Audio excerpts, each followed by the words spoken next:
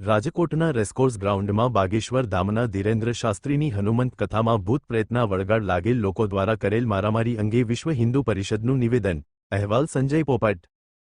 આ પ્રકારે ધૂળતા હોય, ધતિંગ કરતા હોય એમની સામે કડક કાર્યવાહી કરવી। તો આમાં કાર્યવાહી કોની સામે કરવી જોઈએ? તમે એક આયોજક ધૂળતા હોય એની સામે થાય ને, અમે થોડા ધૂણ્યા છીએ કે અમે કોઈને ધૂણાયા નથી।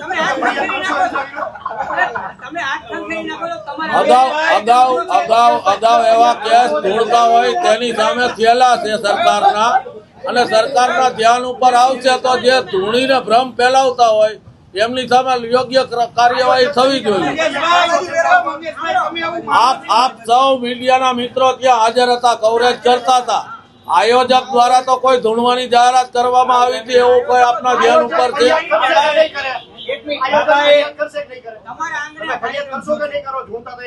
અમારે શું કામ ફરિયાદ કરવી જોઈએ? મંગેશભાઈ, તમે માનો છો કે અંધશ્રદ્ધાને આ પ્રોત્સાહન આપવું કૃત્ય?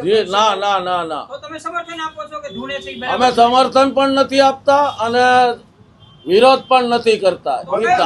અમે ધાર્મિક માન્યતામાં માનીએ। મેં આપને દાખલો આપ્યો કે આપની ત્યાં કુળદેવીનો નવચંડી યજ્ઞ હોય અને બીડું હોમતી વખતે કોઈને માતાજીનો પવન આવે તો એને તમે શ્રદ્ધા માનો કે અંધશ્રદ્ધા માનો?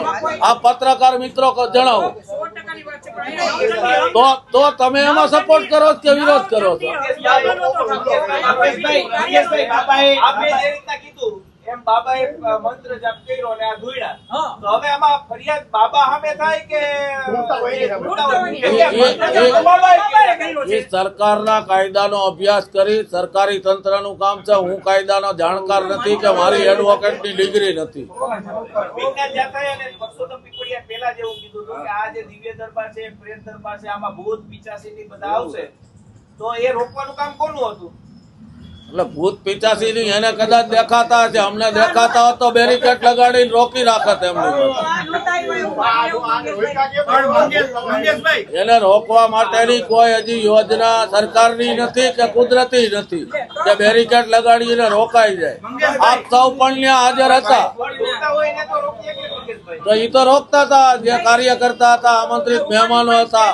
ભાઈ મયુરભાઈ પણ રોકવા ગયા હતા અને બાજી ભીડ્યા હતા।